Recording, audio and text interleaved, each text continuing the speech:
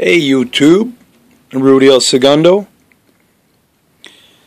Look what I got here, guys. I got a couple Chinese SKS rifles. I promised you guys a review on these rifles. This rifle is chambered in 7.62 by 39, and that's around there. That's it. These are Tula. Very powerful round. Still fairly inexpensive. You're going to pay about 35 to 40 cents a round. But compared to a 308 or the 5.56 NATO, you're going to pay, it's a difference of maybe another 40 cents. 308 is going to be about 80, who knows right now, 80 cents a round. These are about half of that. But that's a little bit on the round. Alright, this is the original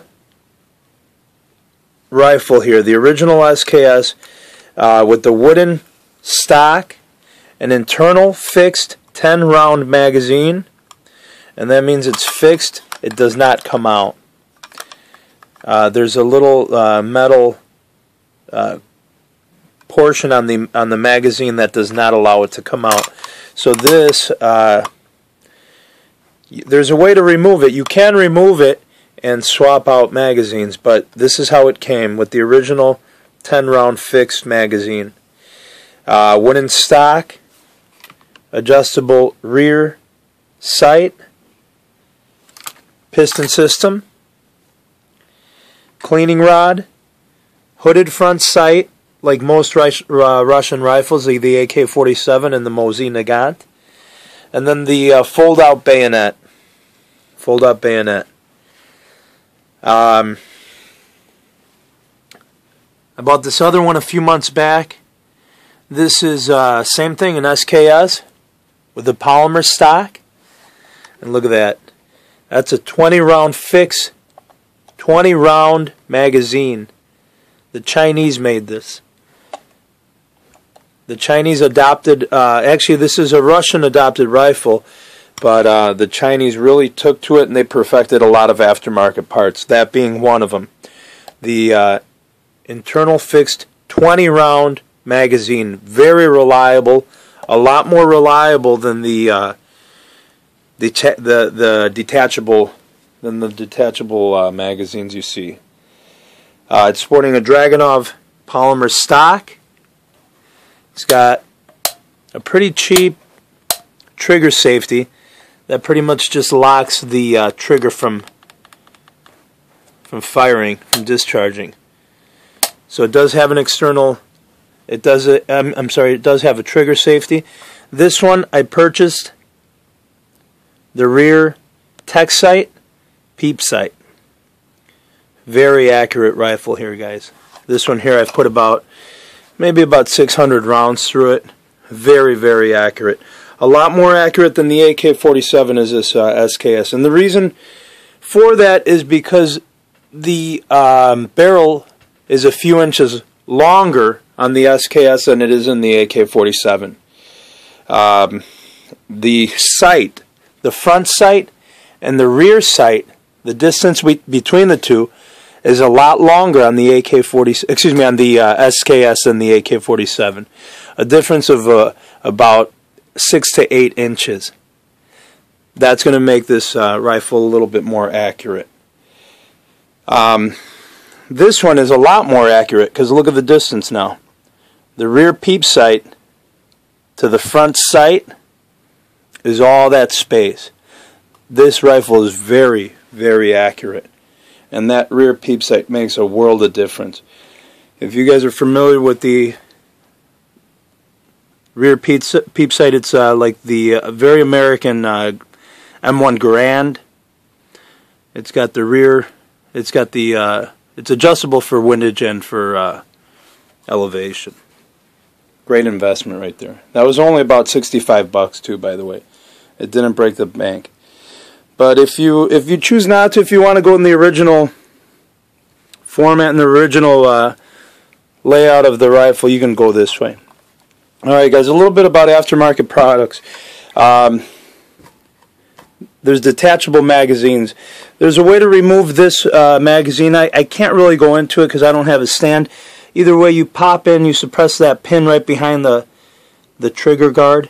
It removes it. I mean, by doing that, it releases the whole trigger assembly, which is all this here. This will come off, and you can remove this fixed magazine, take it off, go ahead and close it. In other words, return this to this position, and now you're able to use the detachable magazine. You slide it in, and it locks right into place. So they do sell detachable magazines. This is a 30 rounder, 10 rounder, and like I said, a 20 rounder. Just some history on this rifle, guys. It was originally invented in Russia by a Russian engineer, and back in 1945. The Russians didn't fully adopt this rifle because it didn't offer a select fire function, meaning it only shoots semi-automatic. The AK-47 was invented and designed and produced later, like I said, in 1947, obviously, and that one did offer a select fire function.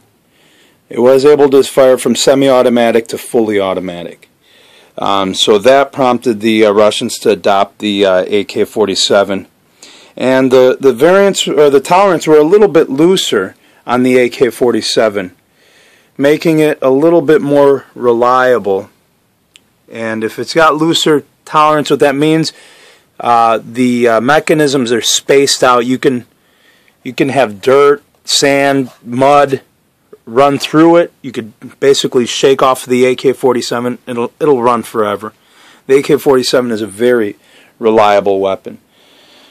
And I mean, don't get me wrong, this one is reliable, but the AK-47 is a lot more reliable, and it's worth paying that premium. But these are still affordable rifles here, guys. This bottom one here, I paid a little bit over $400. I bought it online a few weeks ago. Today is February 19th, 2013. So still about $400. I think I paid $417 for this one. That one I bought at a local gun store some months back for about $360, I think I paid. And I mean, it's worth it, well worth it. I'd pay $600-700 for one of these. It's a very, very reliable weapon here, guys. Very versatile. A lot of aftermarket products. Hunting rifle stocks you can purchase. A lot of people convert these into hunting rifles because of the accuracy. It's very accurate, and I mean, it does the job. Alright, guys, let me this is the original fixed magazine, and that's what basically this one looks like. It's stripper clip fed, so you pre-sort these, you preload these onto the stripper clip, preload your rounds, and you feed them through this channel here. I'm going to try to do this one-handed. You see how easy that is, guys. I did that one hand. That's how you feed it. Remove the stripper clip, and you're ready to go. Fully loaded here, guys. The safety's engaged, so it's obviously not gonna shoot because it's not even chambered. So don't give me crap about it, guys. But either way, 7.62 by 39. Same round as the AK-47 here. Like I said, still very inexpensive and very, very reliable, guys. This isn't on the Obama shit list, the ban list that he's got. In this fashion, in the 10-round capacity, this is a no-no. I mean, he wants to ban that. He wants to ban this. Who knows what else he wants to ban, but whatever. Alright, guys. Any questions? Post them. That's it for me. Rudy El Segundo. I'm out.